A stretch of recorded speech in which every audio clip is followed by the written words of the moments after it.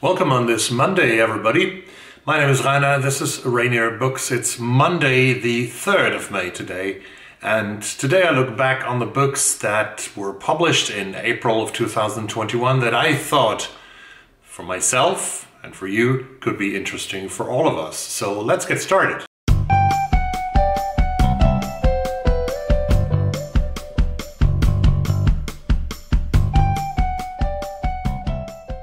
There were a couple of books in April that I really liked, that I really thought were interesting for me, and I might buy the one or two of them and hope that the library gets them into their storage very soon on their shelves. The first book I want to talk about is a great Japanese author that everybody around the world, I think, who has met him or read him, love. He's a candidate for the Nobel Literature Prize almost every year.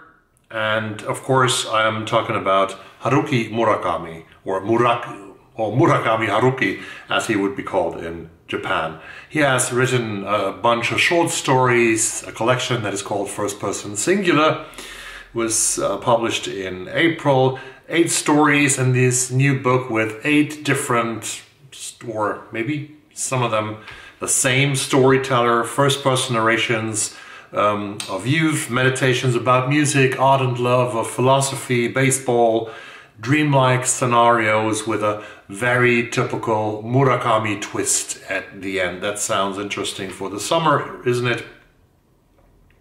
The reader decides. Philosophical and mysterious, the stories in first-person singular all touch beautifully on love and solitude, childhood and memory, all with a signature Murakami twist. That is interesting.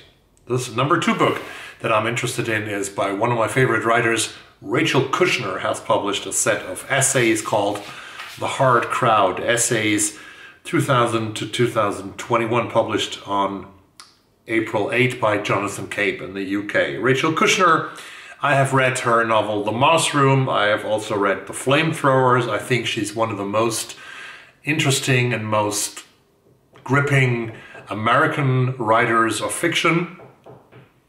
And now we get a couple of essays, here by her.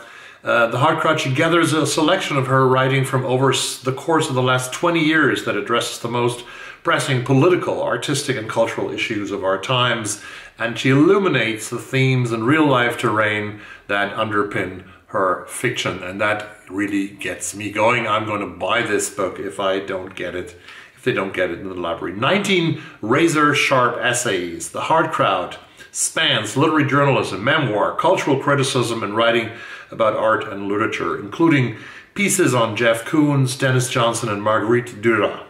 Kushner takes us on a journey through a Palestinian refugee camp, an illegal motorcycle race down the Baja Peninsula. You know, racing is something that she has done herself. Read The Flamethrowers, that I can tell you. And about the music scene in her hometown, San Francisco, where the great novel The Mouse Room is situated, is playing out. So, this is The Hard Crowd by Rachel Kushner. The third one is also a non-fiction book. It's a biography, I think, that many of us have waited for. It's called Philip Roth, The Biography, by Blake Bailey, appointed by Philip Roth and granted independence and complete access. Blake Bailey spent years poring over Roth's personal archives, and he has sort of picked up the pieces, put them together, and even after the author died a few years ago, he has continued his work and now released the ultimate biography about Philip Roth, one of the greatest American writers after the Second World War. And Bailey shows how Roth emerged from a lower middle-class Jewish milieu to achieve the heights of literary fame, how his career was nearly derailed by his catastrophic first marriage, and how he championed the work of dissident novelists behind the Iron Curtain. A very interesting life, a very interesting authorship that is explored in this book, Philip Roth. The fourth book is a thriller, and it comes from Japan. It's translated into English, And this is by Kotaro Isaka, or as they would say in Japanese, by Isaka Kotaro. It's called Bullet Train. Bullet Trains, the famous bullet trains, Shinkansen, published by Harfsel Sacker. 5 killers are on a bullet train from Tokyo competing for a suitcase full of money. Who will make it to the last station? An original and propulsive thriller from a Japanese bestseller. This will be put into a motion picture, into an American motion picture, and starring Brad Pitt and Sandra Bullock, this novel. The bullet trains, or Shinkansen, as they are called in Japan, are extremely fast and even very luxurious trains. I drove myself. I was on a train from Tokyo to Kyoto. I traveled 3-4 times on the Shinkansen myself in Japan. It's a great train. Looks like a bullet, and that's why it's called Bullet Train, and because it's so fast as well. Looks like a bullet and drives like a bullet, you know. Satoshi looks like an innocent schoolboy, but is really a viciously running psychopath. Kimura's young son is in a coma thanks to him, and Kimura has tracked him onto the bullet train heading from Tokyo to Morioka to exact his revenge. But Kimura soon discovers that they are not the only dangerous passengers on board. Nanao, the self-proclaimed unluckiest assassin in the world, and the deadly partnership of Tangerine and Lemon are also traveling to Morioka.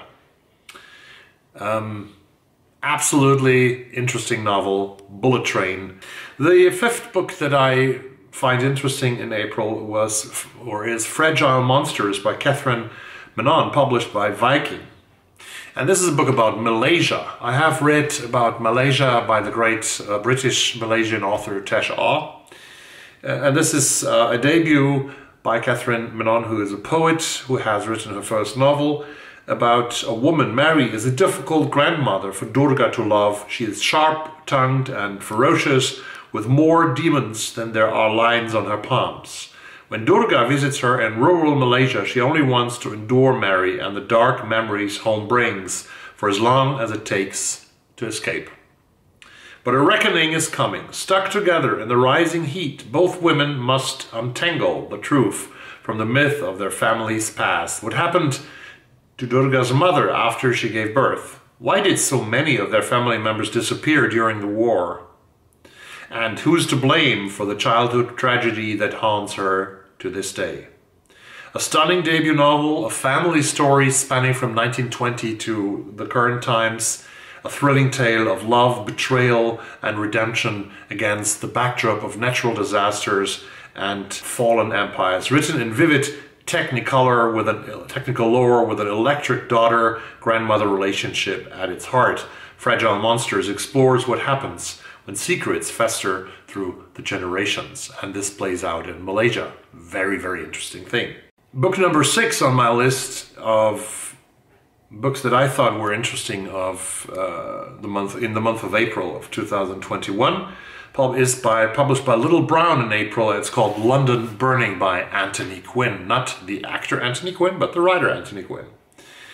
And this is about London in the 1970s. We have 4 different characters, and these 4 different characters are strangers in the beginning of the novel. One is a policewoman, there's a journalist, there are 2 other people, and they will meet in the course of the novel, and their lives get intertwined and connected with each other.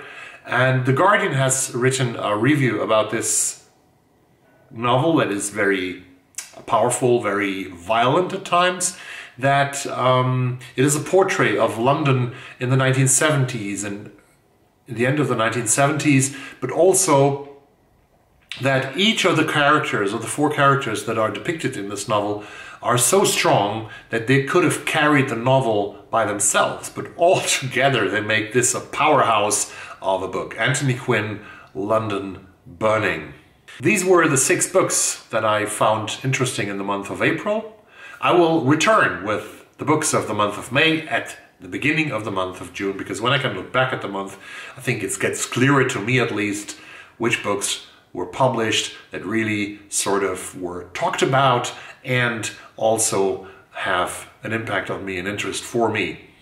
And please write down in the comments down below if I forgot anything from the month of April. Probably I did. Hundreds of books get published every month.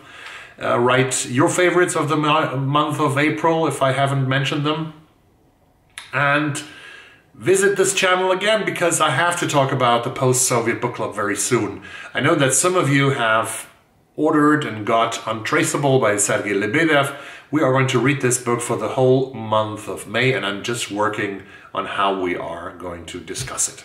So, but this comes on Tuesday evening, tomorrow evening. Happy week for everyone, and see you soon on this channel. Bye-bye.